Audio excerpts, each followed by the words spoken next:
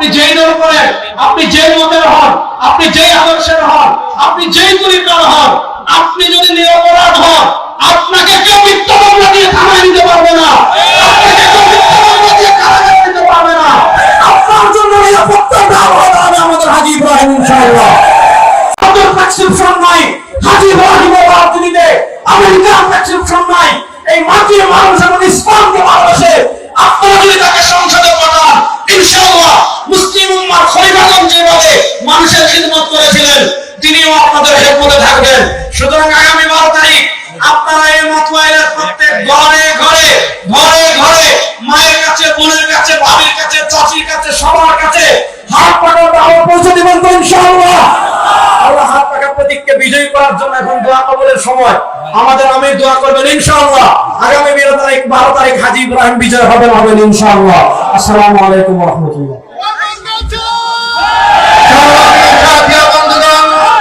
সমাবেশের পর্যায়ে বিশেষ অতিথির ভাষণ নিয়ে আসছেন ইসলামী আন্দোলন বাংলাদেশের প্রেসিডিয়ামের অন্যতম সদস্য, নির্বাচন পরিচালনা কমিটির সংগ্রামী আহ্বায়ক জননেতা ঢাকা মাহবুবুর রহমান।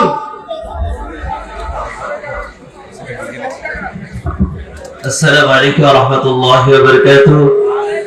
চেন প্রোগ্রাম আরো দুইটা আছে, শিবচর এবং ভাঙা। সময় স্বল্পতা, মোহতারাম আমির আলোচনা রাখবেন।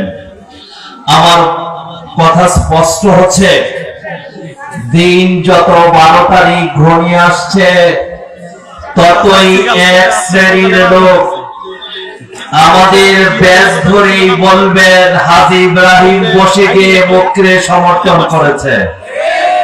এদের চাতুরতা শুরু হয়েছে সুস্পষ্ট, এবং আপনাদের কাছে স্পষ্ট কথা বলতে চাই, মোহতারাম আমির যেই প্রার্থী দিয়েছেন 12 তারিখের আগে বসবে না।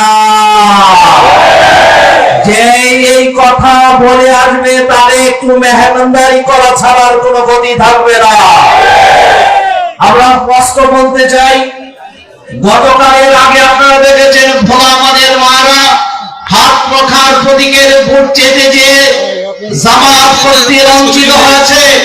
গতকাল খুলনার দাকুপে লক্ষ্মী পাশা ইসমাইল যিনি জামাত কর্মী, আজকে সেখানকার সে দাকুপের ওসিকে আমি আজকে আমার টেলিফোন ধরে না ডিসিকে বলেছি, থানার ওসি মামলা লাগিয়ে তিনি বলছেন যে জুডিশিয়াল ম্যাজিস্ট্রেটের কাছে যে মামলা করার জন্য নির্বাচন কমিশনের কাছে সুস্পষ্ট বলতে চাই, প্রশাসন কোন দলের যুগে যুগে তাকে ব্যবস্থা গ্রহণ করা হবে। আমি আমার ভাইদেরকে বলছি, বোনদেরকে বলছি, ইসলামী আন্দোলনের নেতা কর্মীরা সময়ের শেষ পর্যন্ত মাঠে আছে, থাকবে ইনশাআল্লাহ। আমরা আহ্বান রাখতে চাই, 12 তারিখে ভোট দিলে আমাদের দায়িত্ব শেষ নাকি? 12 তারিখে ভোট কেন্দ্রে ভোট দিয়ে কি দায়িত্ব শেষ?